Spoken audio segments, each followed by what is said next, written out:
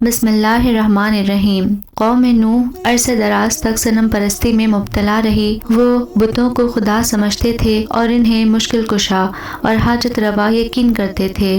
وہ انہیں خیر و شر کا مالک خیال کرتے اور انہیں مختلف ناموں سے پکارتے تھے۔ کسی بت کا نام ود تھا، کسی کا یغوث تھا تو کسی کو سوا اور کسی کو یعوق اور کسی کو نس کے نام سے پکارتے تھے۔ یہ سب جہالت کا شاخسانہ اور ہوس پرستی کا نتیجہ تھا۔ اللہ تعالیٰ نے انہی بت پرستوں کی طرف حضرت نوح علیہ السلام کو نبی بنا کر بھیجا۔ نوح علیہ السلام فصیح البیان اور فتیق اللسان مقرر تھے۔ اس کے ساتھ ساتھ اللہ نے انہیں عقل و خرد، حلم و بردباری جیسی صفات سے بھی نواز رکھا تھا۔ وہ مشکلات میں نہایت صابر تھے۔ انہیں اپنی بات منوانے اور دلائل سے بات کرنے کا ڈھنگ آتا تھا۔ وہ دور اندیش اور سمجھدار شخصیت کے مالک تھے۔ آپ علیہ السلام نے ان بت پرستوں کو پیغام حق دیا لیکن انہوں نے پیٹھ پھیر لی۔ انہیں عذاب الہی سے ڈرایا لیکن انہوں نے کوئی توجہ نہ دی اور آنکھیں موند لیں۔ انہیں نیکی کی ترغیب دی لیکن انہوں نے کانوں میں انگلیاں ٹھوس لیں اور تکبر کرنے لگے۔ اس کے باوجود حضرت نوح علیہ السلام تبلیغ کرتے رہے، ان کے رویے کو صبر و تحمل سے برداشت کرتے رہے اور نہایت شیریں لہجے میں انہیں سمجھاتے رہے۔ آپ ان کے ایمان لانے کے بارے میں پر امید تھے، دل میں نا امیدی کا شائبہ تک نہ تھا۔ اسلوب بدل بدل کر واعظ و نصیحت کرتے، ہر ڈھب سے ان کو سمجھانے کی کوشش کرتے۔ صبح و شام جلوت و خلوت میں ان کی ہدایت کے لیے دعا کرتے، انہیں بتاتے کہ ذرا اس وسیع کائنات اور اس کے حسن و جمال کو دیکھو۔ یہ سیاہ رات اور آسمان پر بے شمار قندیلیں، آسمان میں تیرتا چاند اور چمکتا سورج، یہ زمین اور اس کے مطلع پر پھیلا ہوا دن کا اجالا، اس کی سنگلاخ زمینوں سے اگتے سینکڑوں قسم کے پھل اور فصلیں، یہ سب فصیح زبان میں قطعی دلائل کے ساتھ اس ذات کے وجود کا پتہ دے رہے ہیں جس کی قدرتوں کی انتہا نہیں۔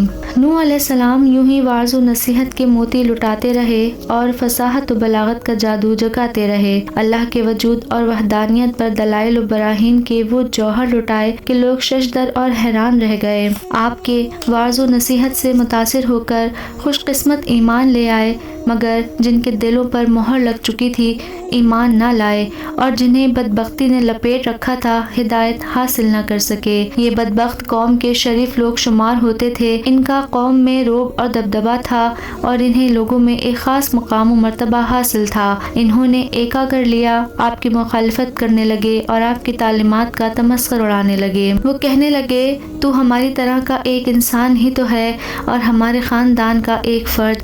اگر اللہ کو کوئی قاصد بھیجنا مقصود تھا تو وہ کسی فرشتے کو بھیج دیتا، ہم اس فرشتے کی دعوت پر لبیک کہتے اور اس کا کہا مان لیتے۔ پھر جنہوں نے تیرے ہاتھ پر بیعت کی ہے ان کا معاشرے میں مقام ہی کیا ہے؟ ان کے پیشے دیکھو، کوئی شخص بھی تو عزت و تکریم کا حامل پیشہ نہیں رکھتا، سب خسیس اور کمی ہیں۔ ان ذلیلوں نے بے سوچے سمجھے تیری بات مان لی ہے اور ایک لمحے کے لیے بھی غور و فکر نہیں کیا۔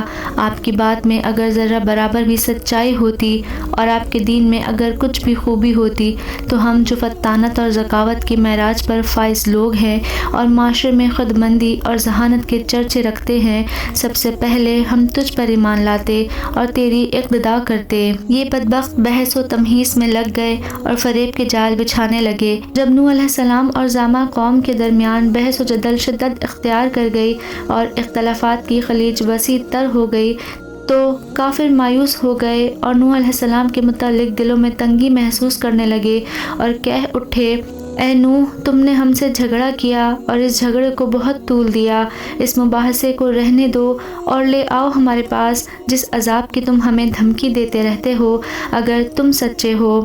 نوح علیہ السلام نے انہیں جھنجھوڑا اور فرمایا، بے شک تم نے جہالت کی حد کر دی ہے اور حماقت کی انتہا کو چھو لیا ہے۔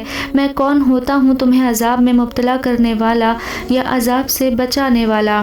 میں تو تمہاری طرح ایک انسان ہوں، میری طرف وحی کی جاتی ہے، بے شک تمہارا معبود تو وہ یکتا ذات ہے، میں تو اللہ کا پیغام تم تک پہنچانے آیا ہوں، میں تو جنت کی بشارت دینے اور عذاب خداوندی سے ڈرانے آیا ہوں۔ ہر چیز تو اللہ کے دست قدرت میں ہے، اگر وہ کرم کرے تو تمہیں ہدایت دے، چاہے تو تمہیں فوراً عذاب سے دوچار کر دے، وہ چاہے تو تمہاری زندگی دراز کر دے تاکہ تمہیں سخت سزا سے دوچار ہونا پڑے، اور چاہے تو اپنے کرم سے تمہیں عذاب کی شدت سے بچا لے۔ رسالت کے فرض کو پوری طرح ادا کرنے کے لیے اللہ کریم نے انبیاء علیہ السلام کو عزم و ہمت اور صبر و استقلال جیسی خوبیوں سے نوازا ہے۔ اس کے ساتھ ساتھ انہیں وحی کے اخذ کرنے اور اپنی ذات کامل پر بھروسہ رکھنے کی خصلتوں سے بھی مالا مال کیا ہے، تاکہ ان کی تشریف آوری کے بعد لوگوں پر حجت تمام ہو جائے اور کسی کافر کو کفر پر ڈٹے رہنے کا عذر نہ ہو۔ نوح علیہ السلام بھی اولو العزم رسولوں میں سے تھے۔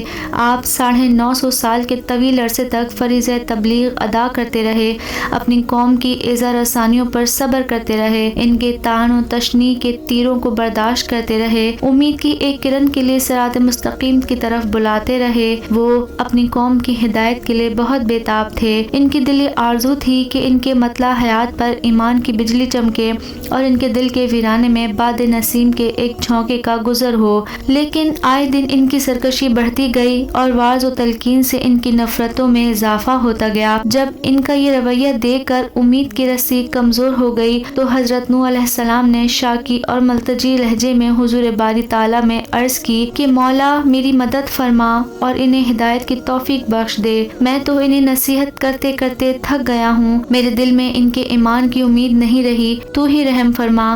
رب قدوس نے آپ کو وحی کی کہ نہیں ایمان لائیں گے آپ کی قوم سے بجز ان کے جو ایمان لا چکے، اس لیے آپ غمگین نہ ہوں اس سے جو وہ کرتے ہیں۔ جب نوح علیہ السلام نے دیکھا کہ اللہ نے فیصلہ صادر کر دیا ہے اور وحی نے ان کے ایمان نہ لانے کا حکم سنا دیا ہے اور اب وہ کبھی ایمان نہیں لائیں گے، ان کے دلوں پر مہر لگ چکی ہے، تو صبر کا پیمانہ لبریز ہو گیا اور بارگاہ عزی میں نبوت کے ہاتھ اٹھ گئے۔ اے میرے رب، نہ چھوڑ زمین پر کافروں میں سے کسی کو بستا ہوا، اگر تو نے ان میں سے کسی کو چھوڑ دیا تو وہ گمراہ کر دیں گے تیرے بندوں کو اور نہ جنیں گے مگر ایسی اولاد جو بڑی بدکار نہ شکر گزار ہوگی۔ اللہ تعالیٰ نے اس دعا کو قبول فرمایا اور حکم دیا کہ بنائیے ایک کشتی ہماری آنکھوں کے سامنے اور ہمارے حکم سے، اور نہ بات کیجیے مجھ سے ان لوگوں کے بارے میں جنہوں نے ظلم کیا، وہ ضرور غرق کر دیے جائیں گے۔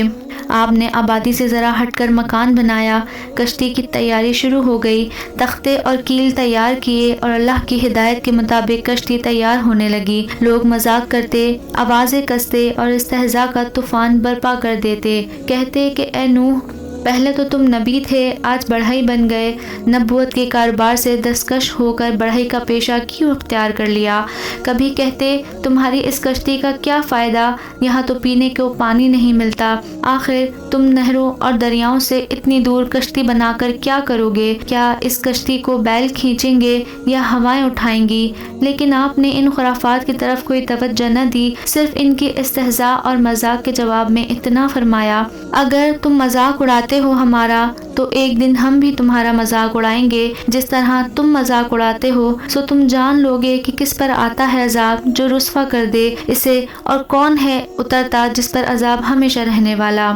یہ کہہ کر آپ کشتی کی تیاری میں مصروف ہو گئے، تختوں کو ایک دوسرے سے جوڑا، میخیں اور کیل لگائے اور اس طرح ایک مضبوط کشتی تیار ہو گئی۔ اب انہیں اللہ تعالیٰ کے فیصلے کا انتظار تھا۔ اچانک حکم ہوا کہ جب ہمارا حکم آ جائے اور عذاب کے آثار ظاہر ہونے لگیں تو خود بھی کشتی میں سوار ہو جانا اور اپنے ماننے والوں اور اپنے گھر والوں کو بھی سوار کر لینا، اور ہر چیز کے 2 جوڑے نر اور مادہ اپنے ساتھ سوار کر لینا، یہاں تک کہ امر الہی پہنچ جائے۔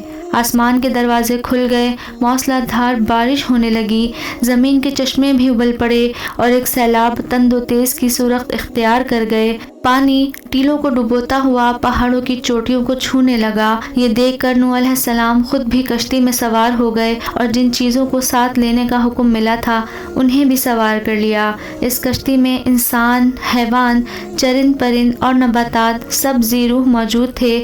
کشتی پانی پر تیرنے لگی، قدرت خود اس کی نگہبانی کر رہی تھی۔ کچھ دیر بعد بارش کے ساتھ ساتھ ہوا چلنے لگی اور پھر ہوا ایک طوفان کی شکل اختیار کر گئی۔ سیلاب کی موجیں کافروں کو لقمہ تر بنا رہی تھیں۔ جھاگ ان کی لاشوں کے لیے کفن کا کام دے رہا تھا۔ وہ موت سے بچنے کے لیے ہاتھ پاؤں مارتے، لیکن موجیں انہیں دبوچ کر فنا کے گھاٹ اتار دیتی۔ وہ موت سے بچنے کی ہزار کوششیں کرتے، لیکن موت انہیں اپنے آہنی پنجے میں دبوچ لیتی اور ان کی زندگی کا صحیفہ لپیٹ دیتی۔ حضرت نوح علیہ السلام کشتی پر کھڑے عذاب الہی کا منظر اپنی آنکھوں سے دیکھ رہے تھے۔ اچانک نظر کنعان پر پڑی۔ کنعان آپ علیہ السلام کا بیٹا تھا۔ اس کی پیشانی پر شقاوت لکھی تھی۔ وہ آپ سے الگ رہا تھا اور آپ کے دین کو قبول نہیں کیا تھا۔ نوح علیہ السلام نے بیٹے کو ڈوبتے دیکھا۔ وہ منہ زور اور ہلاکت خیز موجوں سے بچنے کی کوشش کر رہا تھا۔ وہ ہاتھ پاؤں مار رہا تھا کہ کسی طریقے سے بچ نکلے، کوئی رسی اس کے ہاتھ لگ جائے جس کے سہارے وہ نجات پائے، یا کسی ٹیلے پر قدم ٹک جائیں اور محفوظ رہے۔